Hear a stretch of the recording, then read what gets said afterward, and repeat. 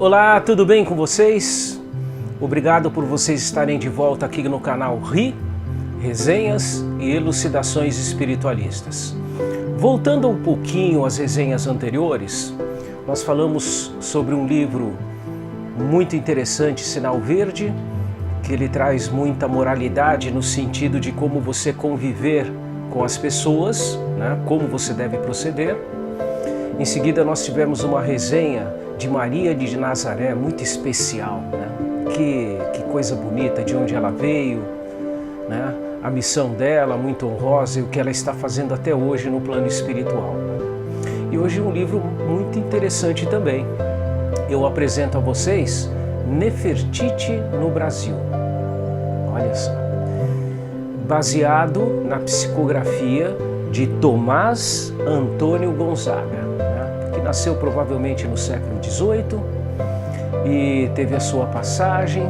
Mais tarde, ele mesmo menciona nesse livro que ele reencarnou aqui no Brasil como Castro Alves, o poeta. Olha que interessante, né? As nossas reencarnações são fantásticas. Já estivemos em vários lugares diferentes, né? O Brasil, o coração do mundo, a pátria do Evangelho, precisa desses espíritos que já compõem dentro da alma deles um aprimoramento. Então, quando eles já estão um pouco mais aprimorados, eles vêm e reencarnam no Brasil para nos ajudar. E a médium é muito especial. Mariluza Moreira Vasconcelos. É uma médium muito reconhecida, que além de médium profissionalmente é psicóloga e trabalha com uma terapia que chama-se de regressão. A terapia de regressão, as pessoas normalmente procuram esses terapeutas porque elas têm traumas que elas não sabem de onde vêm e muitas vezes vêm de vidas passadas.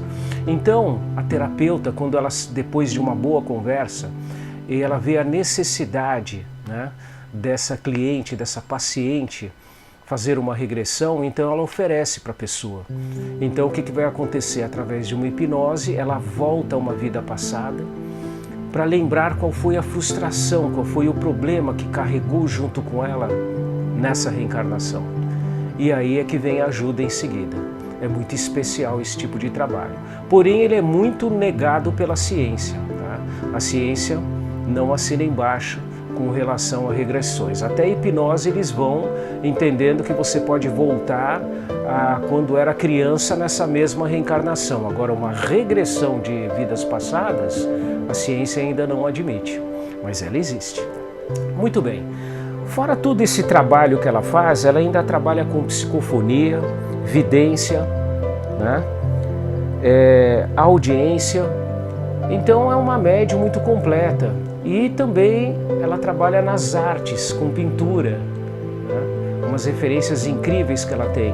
Os livros delas, da Dona Mariluza, que são psicografados, ela inclusive fez deles uma tese fantástica na USP, que esse livro, depois dos seus escritos, ele é consultado por professores da USP, do SENAC, né? Então ele tem uma relevância muito grande. Por quê? Porque nós sabemos da seriedade do trabalho que é feito desse livro, né? Então, o espírito Tomás Antônio Gonzaga veio até ela e resolveu dar um presente para a humanidade, que vai ser o seu presente de Natal hoje. Nefertiti no Brasil. E sem mais enrolação, quem foi Nefertiti? A arquiduquesa Leopoldina, esposa de D. Pedro I. Olha, espírito nobre, porque lá atrás no Egito, Nefertiti foi esposa de Akenaton. Akenaton, ele era um faraó que entendeu que existia um único Deus no universo e não vários. Então tentou levar isso para a nação dele. Alguns aderiram a essa filosofia, mas muitos não. Tanto é que esse reino na época dele foi dividido, mas aí é uma história para uma próxima resenha, que seria a psicografia do Roger Bottini Paranhos sobre Akenaton. No futuro vamos falar um pouco sobre essa história maravilhosa. Nefertiti, que foi sua esposa, então, devido à bagagem das suas reencarnações, ela já estava preparada para cumprir uma missão honrosa. Nasceu na Áustria, lá ela teve um desdobramento. No plano espiritual, convocaram ela para conversar com ela e falar: olha, chegou a sua hora, agora você vai embora da Áustria e vai lá para o Brasil, a terra de Santa Cruz. E ali você tem uma missão muito grande a fazer. E ela aceitou. Então ela parte, veio para o Brasil, veio conhecer o seu futuro marido, Dom Pedro I. Tinha 19 anos, com muitas honras, muitas glórias. Ela era bonita, jovem, olhos azuis, né? E além disso, transmitia uma brandura, uma bondade, um amor em seus olhos que cativou todos naquela época. Você não consegue encontrar um livro que fale alguma coisa com referência à moral dela, a parte ética, né? Então eu tenho livros, por exemplo, de Dom Pedro I, que cita muito sobre Leopoldina. Tenho os livros de Dom Pedro II, que cita também sobre Leopoldina. Até livros sobre Domitila, que foi a principal amante de Dom Pedro, também cita ali Leopoldina. Dona Amélia, que veio depois, no segundo casamento de Dom Pedro, também tem citações, e todas essas citações são honrosas. Uma personagem incrível que veio para cá, mas passou por turbulência, porque ela pegou uma família, que é a família Bragança, meio confusa. Imaginem que na época Dom João VI teve que ir embora para Portugal, foi exigida a sua volta, deixou os cofres públicos zerados, levou tudo o que ele podia. E Leopoldina tinha uma compaixão muito grande pelos pobres. Ela saía na rua vestida de maneira simples, era reconhecida e vinham beijar suas mãos, vinham conhecê-la pessoalmente, e ela passava no meio de todo aquele povo. Com muita dor no coração, via a tristeza de escravos que estavam nas ruas, de pessoas que eram pobres, doentes. Então ela tentou, de uma certa forma, formar uma ONG da época. Ela chamou alguns nobres e pediu para eles doações, porque, infelizmente, o império naquele momento não tinha dinheiro nem para pagar suas dívidas.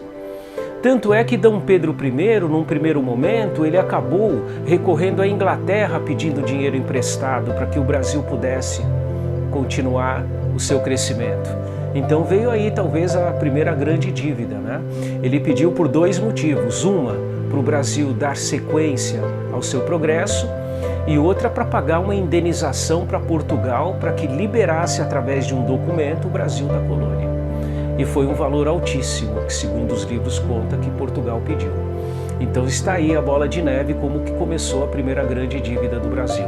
E a participação dela foi maravilhosa. Ao lado de José Bonifácio, ela trabalhou muito, aconselhava Dom Pedro, ele a ouvia. Porque Dom Pedro, apesar de ter toda essa fama, né, de sair para as tabernas, beberrão, mulheres, teve filhos até com pessoas que serviam ele como camareira, a filha de um verdureiro. Ele teve relacionamento com muitas mulheres e teve muitos filhos, né? Essa era a fraqueza de Dom Pedro, mas quando ele estava com ela, conversando com ela, lúcido no sentido de honrar o compromisso dele como imperador do Brasil, ele ouvia muito, porque ela era uma pessoa muito inteligente, falava italiano, francês, falava inglês. Aprendeu a falar o português de Portugal para chegar aqui no Brasil e se comunicar com Dom Pedro. Por quê?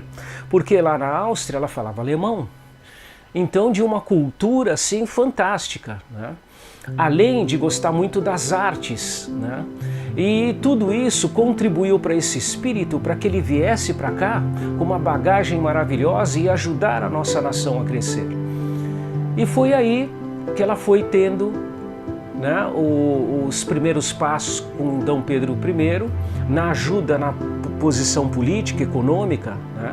E como mulher, nossa, ele teve ao lado dele uma senhora esposa, um espírito que ele não reconheceu o grau e nível de altitude de regeneração que já tinha ao seu lado, essa esposa maravilhosa.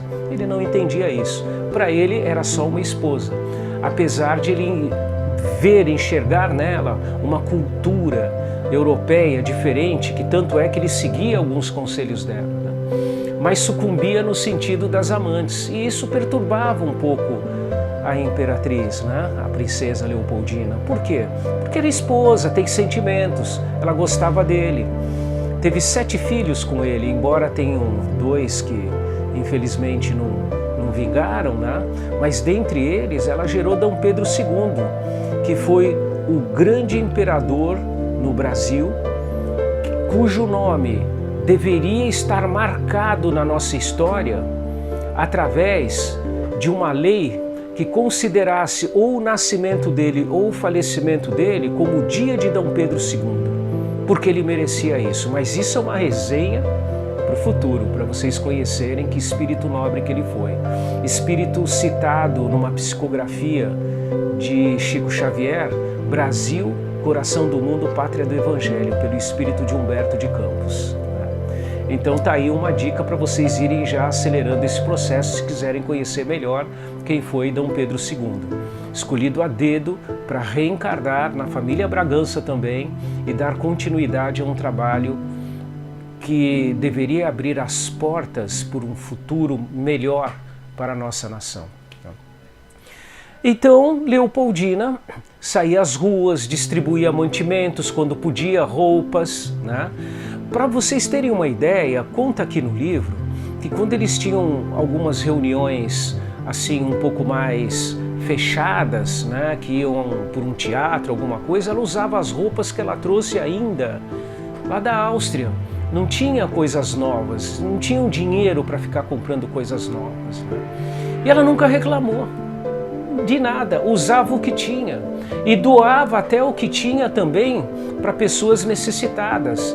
Então ela era vista por aquele povo da época como uma santa. Leopoldina merece ter o seu nome também com um crédito muito grande no nosso país. Uma lei que pudesse colocar o dia de Leopoldina, o dia de Dom Pedro II, né? Nós precisávamos ter, conhecendo essa história, já vale a pena pela ciência, porque quando eu tirei a minha licenciatura em História, eu li muitos livros sobre Dom Pedro II, Dom Pedro I, né? Então, com o conhecimento que essas pessoas têm sobre esses espíritos nobres, como Leopoldina e Dom Pedro II, tinha que ter o dia deles. Então, essa psicografia é recheada de detalhes, recheada. Até o finalzinho dela, quando ela, muito chateada com Dom Pedro, afinal de contas, ele colocou no palácio dele Domitila grávida, ela estava grávida de um filho dele, e colocou uma amante no palácio, grávida também. Ela foi obrigada a aguentar tudo isso, chorava, sofria, até que um dia, como um ser humano normal, foi tomar satisfação com Dom Pedro I. E falou para ele que aquilo não podia continuar daquele jeito, e tiveram uma discussão calorosa. E ele empurrou ela. E ela caiu e teve uma hemorragia. A partir daí, dessa hemorragia, ela perde a criança que ela estava em gestação, passa muito mal e pouco tempo depois desencarna. Mas desencarnou fazendo uma obra fantástica no Brasil. A independência do Brasil foi dada por Leopoldina. Poucas pessoas sabem disso, né? Na parte burocrática, ela assinou a lei na qual desvinculava o Brasil de Portugal. E mandou um mensageiro para avisar Dom Pedro que precisou fazer isso porque estava exigindo a volta dele para Portugal. E se ele voltasse para Portugal, jamais ele voltaria a reinar aqui, porque o Brasil ia continuar como um país colonial, haveriam províncias e no máximo poderiam dar a ele uma província para ele governar. Imagina o imperador do Brasil governar apenas um estado, ele não ia querer.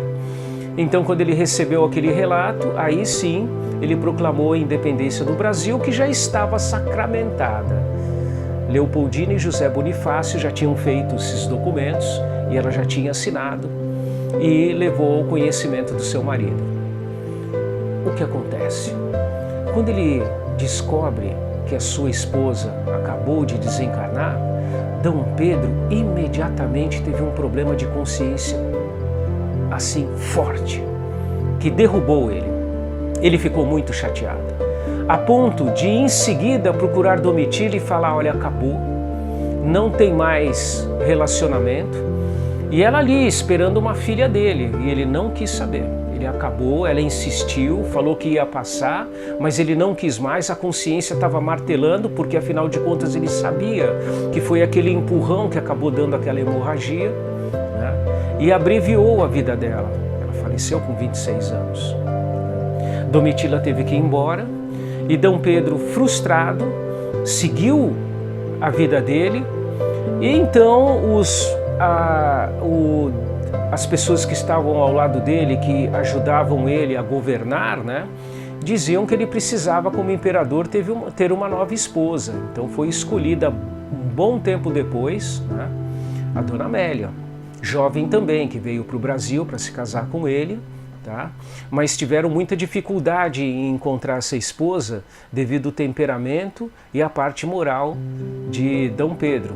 O Brasil ficou chateadíssimo com o falecimento dela, porque descobriram que houve uma briga e acusavam ele como sendo o agressor e o provocador desse desencarne. Por isso ele sofreu muito. Por isso que depois que ele deixou o Brasil para tentar buscar o trono dele, porque D. João havia falecido e Carlota Joaquina tentou colocar D. Miguel, ele ficou enfurecido. Ele levou Maria I, sua filha, né, para que ela fosse coroada no lugar de D. João, e ele permanecesse no Brasil, se fosse o caso, né? Mas para isso ele teve que primeiro se casar novamente, né, para poder ter essa autonomia e seguir a vida dele. Olha, é uma história incrível, tem muita coisa. Vale a pena. Nefertiti no Brasil, Leopoldina, puxa vida, quem esperava uma coisa dessas, né? Quem esperava que Leopoldina era um espírito que já viveu há tantos séculos passados, né? E ainda no Egito. Ora, o que nós sabemos então? O Egito, ele foi o celeiro de muitos exilados de Capela. Akhenaton era um exilado de Capela, Leopoldina também, Nefertiti. Tá? Depois que ela retornou para o plano espiritual, sabe o que aconteceu? Ela resolveu, primeiro foi acolhida pelos braços de Akhenaton, né, o seu verdadeiro amor, espíritos afins, que chamam de almas gêmeas. Né? Mas o que aconteceu depois foi que ela continuou como mentora, seguindo os planos de D. Pedro I e acolhendo os filhos que ela deixou, porque ela ficou muito ressentida, eram filhos pequenos ainda, que precisavam de um pai, de uma mãe, né? Então ela seguiu, perdoou D. Pedro I por tudo que tinha acontecido, pela nobreza do seu espírito, né? E jogava fluidos para que as coisas dessem certo para os filhos dela e para ele também, né? Ela foi uma protetora ainda, ela se tornou uma mentora dele. Os fluidos são energias, né? Para que você, quando estivesse numa situação de destempero, de angústia, esses fluidos ajudam a você a dar uma virada, né? A levantar sua autoestima, né? E continuar o seu processo. Quero desejar a todos vocês um Feliz Natal, uma boa passagem de ano. Procurem esse livro, você não vai encontrá-lo em livrarias. Talvez em algum sebo se alguém desfez, mas eu vou deixar aqui no finalzinho a editora que tem esse livro para vocês receberem. Tá? Então, se vocês quiserem adquirir, é através só da editora Radu. Eu vou deixar tudo organizado para vocês aqui no final, para que vocês saibam como entrar em contato e como adquirir essa obra. Mais uma obra significativa para a nossa alma, para o nosso progresso. Feliz entrada de 2025 para todos vocês, e vocês que nos acompanham, retornem em janeiro, temos mais novidades. Um grande abraço.